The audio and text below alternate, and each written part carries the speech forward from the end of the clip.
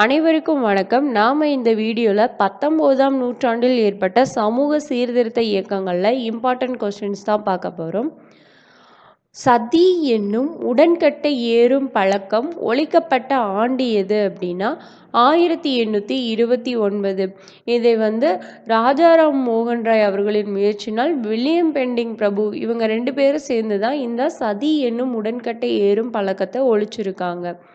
அடுத்தது, தயானந்த சரஸ்வதி அவர்களால் நிறுவப்பட்ட சமாஜம் என்ன அப்படின்னா ஆரிய சமாஜம். எந்த வருஷம் அப்படின்னா 1875 உருவாக்கப்பட்டதுதான் இந்த ஆரிய சமாஜம். உருவாக்கியவர் யாருன்னா தயானந்த சரஸ்வதி. அடுத்தது, 1856ஆம் ஆண்டு விதவை மறுமண சீர்திருத்த சட்டம் இயற்றுவதற்கு முக்கிய காரணமாக இருந்தவர் யாரு அப்படின்னா ஈஸ்வர சந்திர வித்யாசாகர். அப்போ இதில் எக்ஸ்ட்ரா தெரிஞ்சுக்கக்கூடிய கொஸ்டின், விதவை மறுமண சீர்திருத்த சட்டம் எப்போன்னா 1856.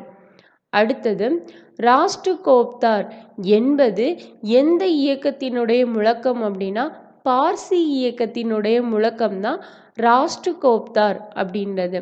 அடுத்தது, நாம்தாரி இயக்கத்தை உருவாக்கியவர் யாரு அப்படின்னா பாபா ராம்சிங் அவர்கள் தான் நாம்தாரி இயக்கத்தை உருவாக்கியிருக்காங்க.